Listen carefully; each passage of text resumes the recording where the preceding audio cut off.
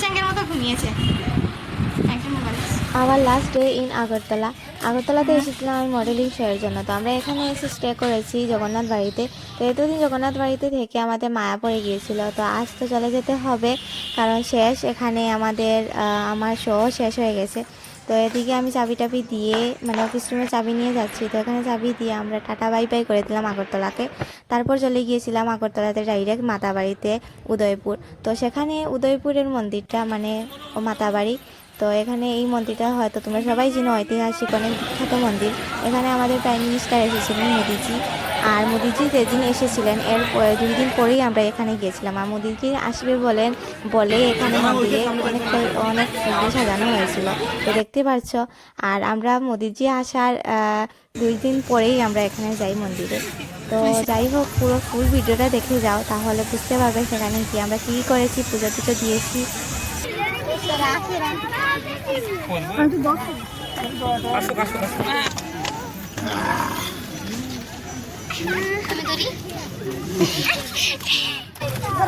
কামড় দেবো দেখেন।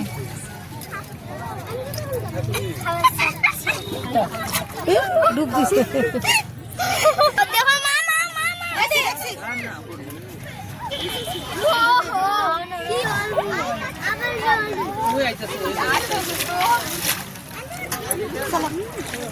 দেহবাচ্চা শান্তির কামনা সম্পন্ন করে মা বাবুকে লেগে যেন সুখে শান্তি চিন্তা গোবিন্দ গোবিন্দ হরে কৃষ্ণ।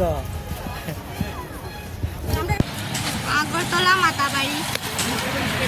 আমরা গাড়ি পেয়ে গেছি, এখন আমরা যাচ্ছি কোথায়?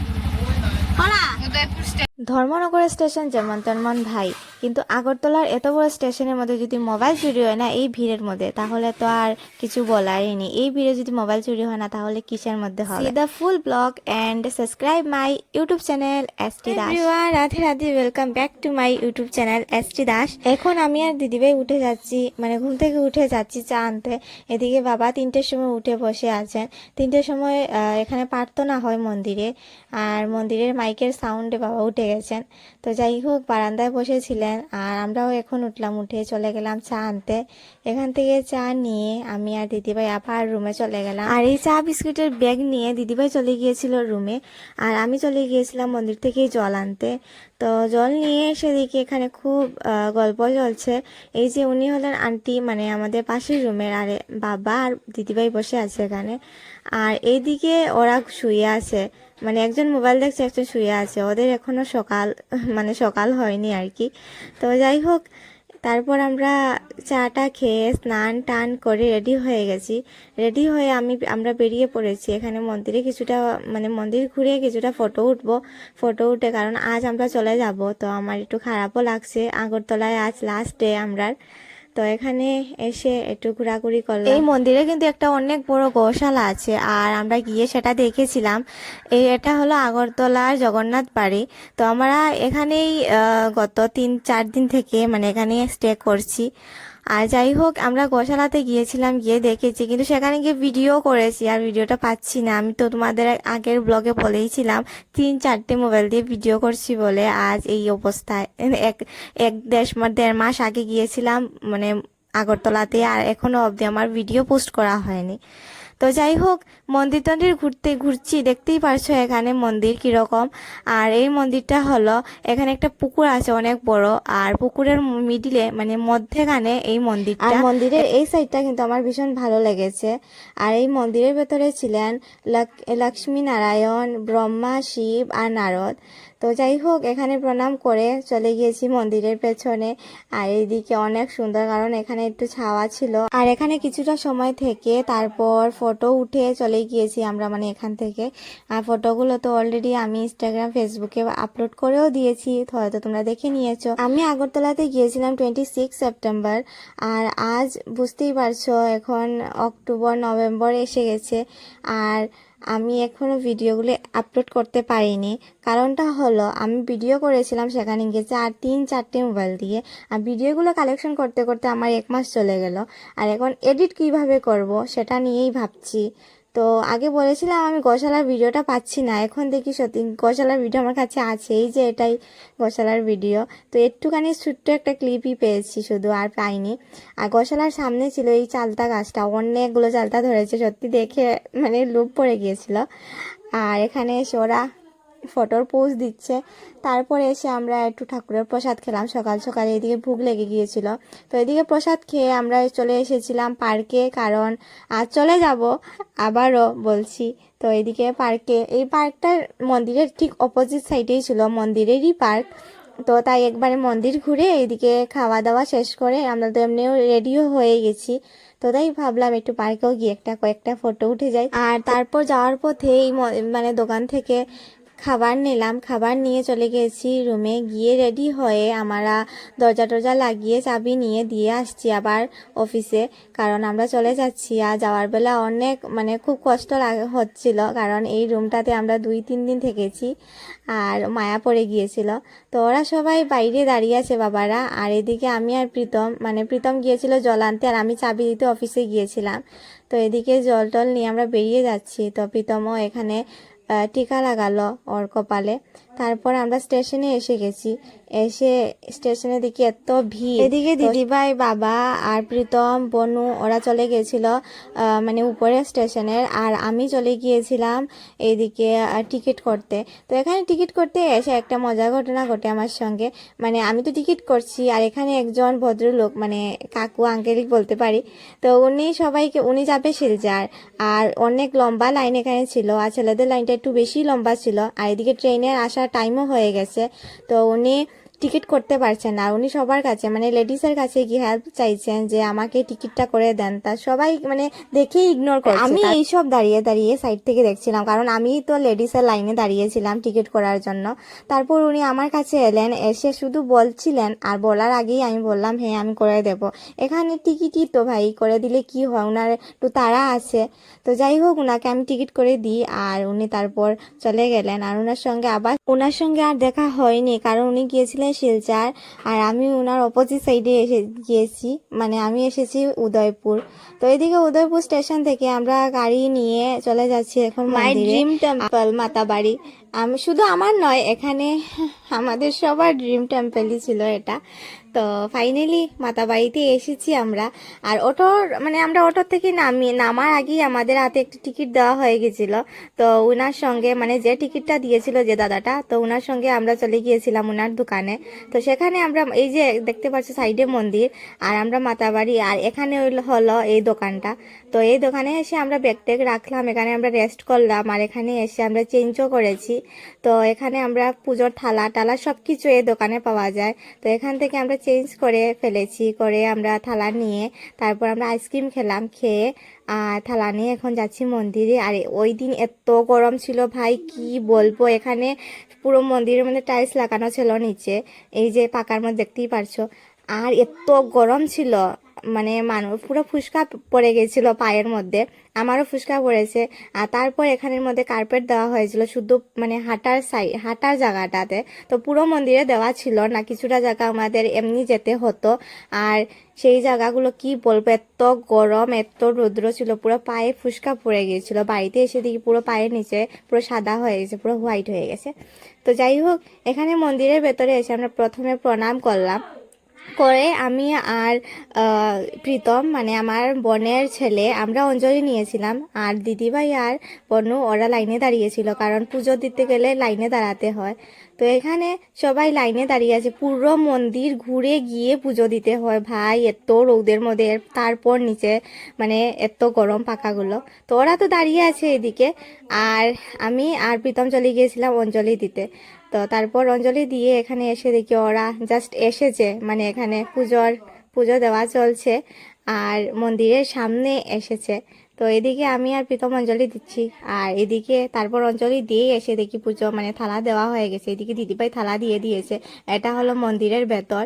তো এটা পুরো গুহার মতন মন্দিরের ভেতরটা পুরো, আর অন্ধকার, পুরো কিছু দেখা যাচ্ছে না বাইরে থেকে, কিন্তু ভেতরে লাইট টাইট আছে, আর ভেতরে অনেকজন পণ্ডিত মশাই আছেন। তো বাইরে থেকে দেখা যাচ্ছে কিন্তু ভিডিও করা যাচ্ছে না, এত ভিড়। তারপর আমরা সবাই এসে টিকা নিলাম এখান থেকে। আমার এই সব তিলক লাগাতে কিন্তু অনেক ভালো লাগে, ভীষণ ভালো লাগে, জানি না কেন তিলক লাগাতে ভাই আমার অনেক ভালো লাগে। তো প্রথমে তিলক দেওয়ার সময় আমাদের কপালে এই যে পেইন্টের মতন পুরো হলুদ লাগিয়ে দিয়েছেন, তারপর সিঁদুরের মানে সুন্দর একটা রাউন্ড দিয়ে দিলেন, তারপর ত্রিশূলের ছাপটা দিয়ে দিয়েছেন। আর এদিকে শুধু আমি না, দিদিভাইরাও মানে তিলক দিচ্ছে। এই মন্দিরের একটা ইতিহাস আছে। মন্দিরের মুখটা মানে দরজার মুখটা হলো পূর্ব দিকে, আর সেটা মানে প্রথমে যখন মন্দির স্থাপিত ছিল তখন কিন্তু মন্দিরের মুখটা ছিল না পূর্ব দিকে। সেই মন্দিরটার অনেক বড় একটা কাহিনী আছে, দেখি যতটুকু পারি ততটুকু আমি তোমাদের বলার চেষ্টা করছি। এখানে আগে পুরোটা জঙ্গল ছিল, এই জায়গাটা আগে এখানে কোনো ধরনের বাড়ি ঘর কিচ্ছু ছিল না, পুরো একটা জঙ্গল ছিল। আর এই জঙ্গলের মধ্যেই মা কালীর শিলা ছিল এবং এখানকার গ্রামের মানুষেরা সেখানে পুজো করত। আর মন্দিরের দরজাটা পূর্ব দিকে হওয়ার কারণ মানে অনেক বড় কারণ, সেটা বলা যাবে না, গায়ে শিরশিরি দেওয়ার মতন একটা কাহিনী। তো সেটা আমি ব্লগে বলতে পারবো না, কিন্তু এখানে অনেক বড় একটা কাহিনী আছে। তো এটা হয়তো সবাই জানে, কেউ যদি জানে তাহলে আমি পার্সোনালি সবাইকে বলে দেবো, এখানে ব্লগে বলতে পারবো না ভাই। আমাদের সবার তিলক পড়া শেষ, তারপর আমরা হাতের মধ্যে আশীর্বাদ পড়লাম। এখান থেকেই উনি বাবাজি আমাদের হাতের মধ্যে আশীর্বাদ লাগিয়ে দিলেন। তো এখানে তিলক দেওয়ার পর তিলক নিয়ে তারপর আশীর্বাদ নিয়ে আমরা চলে যাচ্ছি এখন দিঘিতে। মন্দিরের নিচেই পেছন সাইডে এই দিঘিটা মন্দিরেরই।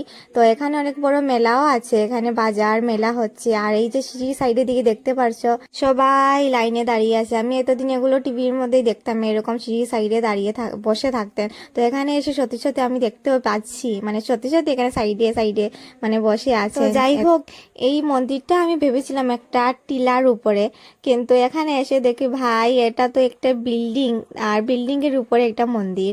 তো মন্দিরটা একটু ইউনিক টাইপের ছিল। তো যাই হোক, আমার খুব ভালো লেগেছে এখানে এসে, কিন্তু একটু রোদ বেশি ছিল আর কি, আর কিছু ছিল না প্রবলেম। তো তারপরে এদিকে দিঘিতে এসে এখানে অনেক বড় বড় কাছিম ছিল, মানে কি কচ্ছপ বলে যাকে, কাছিম কচ্ছপ যা বলো সেটাই বলতে পারবে। এখানে এসে আমরা ওগুলো ধরিও, কত বড় বড় এখানের মধ্যে কচ্ছপ ছিল। তো সেগুলো আমরা সব মানে যেগুলো কিনারে আসছিল সেগুলো আমরা ধরি। এই যে দেখতে পাচ্ছি দিদিভাইরা টাচ করছে মাথার মধ্যে, ওগুলোর ভয়ও লাগছে না, মানে পুরো মানুষের সামনে সামনে আসছে। তারপর ওই যে বোনও এখানে বিস্কুট খাওয়াচ্ছে, বিস্কুটগুলো এখানে পাওয়া যায় কিনতে, মানে ওদেরকে খাওয়ানোর জন্য একটা বাটি দেয়, যে হাতে পেনতে দেখতে পারছো, এই বাটির মধ্যে 4টে বিস্কুট দিয়ে একটা মানে দিয়ে দেয় আর কি, ওরা মন্দির থেকে মানে কিনতে হয়। ডুব দিছে। আবার আবার আবার আমি তো নাই কোনো ভিডিও তো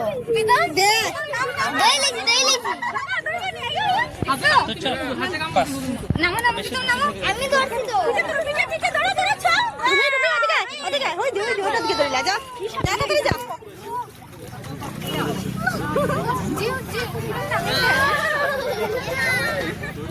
মাথাটা নরম পুরা না, তোমার কি নিচে দেবো ওই দেবো আমারে ভিডিও কর না, ওই দেবো দেখো মামা ওহো কি বড় ফাল, মাথা বড় মাথা ওই দেখি তোর মাথা তুল, আমি একটা আমার মুখ সহ হয়, তোমরা মুখ সহ করতে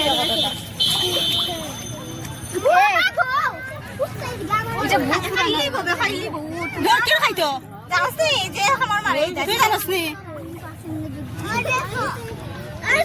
বলতে দিছ আপনি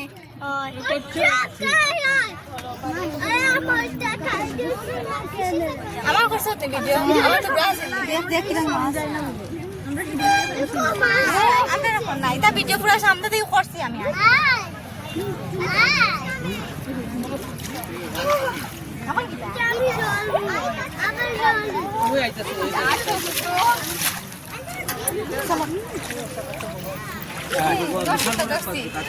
কত বড়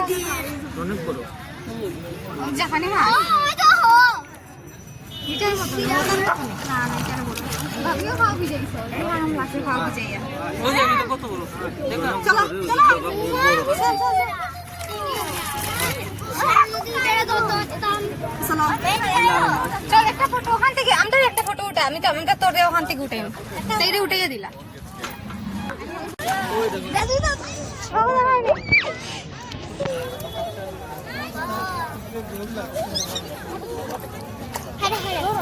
জলের মধ্যে থাকতে থাকতে পুরো শরীরে পুরো জলের গাঁত বসিয়ে গেছে, দেখতে পারছো কি কিরকম।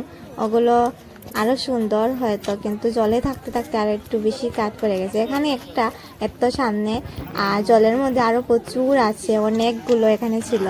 আর আমি এটা ধরেছিও। জলের মধ্যে থাকতে থাকতে পুরো শরীরটা পিছিয়ে হয়ে গেছিল। আর আমরা সবাই টাচ করেছি বলে আবার জলের মধ্যে চলে গিয়েছে। আর সবাই এখানে বিস্কিট খাওয়াচ্ছে। তো এখানে থেকে মানে দিদিতে কয়েকটা আবার ফটো উঠেছি। মন্দিরে আসেই মানে ফটোটা ওঠা। আর তারপর মন্দির থেকে এখানে মানে এগুলো দেখে সবাই দেখছে আর আমি ভিডিও করে তারপর আমরা চলে গিয়েছিলাম উপরে। আর সেখানে গিয়ে আরেকজন বাবাজি এলেন এবং আমি চিনিও না জানিও না, দিদিরা ওখানে গল্প করছিল ওনার সঙ্গে। আর উনি এসে আমার কপালে একটা ফুটা দিয়ে আর কিসব মন্ত্রতন্ত্র বলে চলে গেলেন। দিদিভাই করেছিল উপোস সকাল থেকে, মানে মন্দিরে এসে পুজো দেবে বলে। আর আমরা সবাই প্রসাদ খেয়েছিলাম মন্দিরের মধ্যে, মন্দিরের প্রসাদ দেখতেই পেয়েছো আগে। তো সেখানে সকালে আমরা প্রসাদ খেয়েছিলাম, আর দিদিভাই পুজো দেবে বলে খাইনি। তো এখানে এসে আমরা খাওয়া দাওয়া করলাম। এত গরমের মধ্যে ভাই কিছু ভালো লাগছিল না, আর অনেক ক্ষুধাও লেগেছে। তারপর আমরা মন্দিরে মানে এখানে খেয়ে দিয়ে তারপর আমরা এসে গাড়িতে উঠে গেছি। এখন আমরা যাব, আমাদের ট্রেন ছিল 2:30টার সময়। তো উদয়পুর স্টেশনে এসে গেছি আবার। আর এসে এখন আমরা এখানে অনেকটা সময় ওয়েট করলাম। তারপর আবার এখন আমি মানে এখান থেকে টিকিট করলাম। টিকিটের দায়িত্বটা আমারই ছিল বোধহয়, বারবার আমিই করছি টিকিট। তারপর এদিকে উদয়পুর থেকে আমরা ডাইরেক্ট চলে এসেছি আগরতলাতে। আর ট্রেনের ক্লিপগুলো পাচ্ছি না ভাই, সত্যি ক্লিপগুলো কোথায় যে হারিয়ে গেল। 3-4টে মোবাইলে ভিডিও করলে এরকমই হয়। তো কি বলবো, এখানে এসে দেখি এত ভিড়। শিলচর থেকে একটা ট্রেন এসেছে 4 নম্বর প্ল্যাটফর্মে, আর 3 নম্বর প্ল্যাটফর্মে আমাদের উদয়পুর থেকে ট্রেন এসেছে। তো সবাই একসঙ্গে মানে এখন যাচ্ছি উপরে। তো আমি আর বনু গেলাম, গিয়ে টিকিট করে এসে বসে আছি ট্রেনের মধ্যে। তো এখন বাজে রাত্র 10:30, আর সবার হালত কি খারাপ। তারপর গিয়ে একটা স্টেশনে দাঁড়িয়েছিল, এখানে 1.5 ঘন্টার মতো ট্রেন থেমেছিল। আর ট্রেনের সব লোক বাইরে দাঁড়িয়ে আছে, এত গরম ছিল ট্রেনের ভেতরে। তো সবাই বাইরে দাঁড়িয়েছিল। তো আমরাও গিয়ে এখানে একটু হাঁটাহাঁটি করে ট্রেনে চলে এসেছি। আর এখানে প্রীতম দুষ্টুমি করছে, লাপালাপি করছে, ওরও ভালো লাগছে না ট্রেনে বসতে বসতে। আর আমরা আগরতলা যাওয়ার দিনই বসতে বসতে ভালো লাগছিল না, আর এখন আসার সময়ও সেম, সারাদিনই ট্রেনে ট্রেনে চলে যাচ্ছে। তো ফাইনালি এখানে এসে নেমে গেছি। এখন বাজে 11:40, আর এখন এসে ট্রেন জাস্ট এখানে ধর্মনগরে এসেছে। তো এখানে এত ভিড়। তারপর টুকটুক ধরে আমরা বাড়িতে যাচ্ছি, দিদিভাইয়ের বাড়িতে যাচ্ছি অফকোর্স। এখন আজ আর বাড়ি যাওয়া হবে না আমাদের নিজের বাড়িতে। তো ভিডিওটা লাইক কমেন্ট করে দিও, একটা সাবস্ক্রাইব করো। টাটা।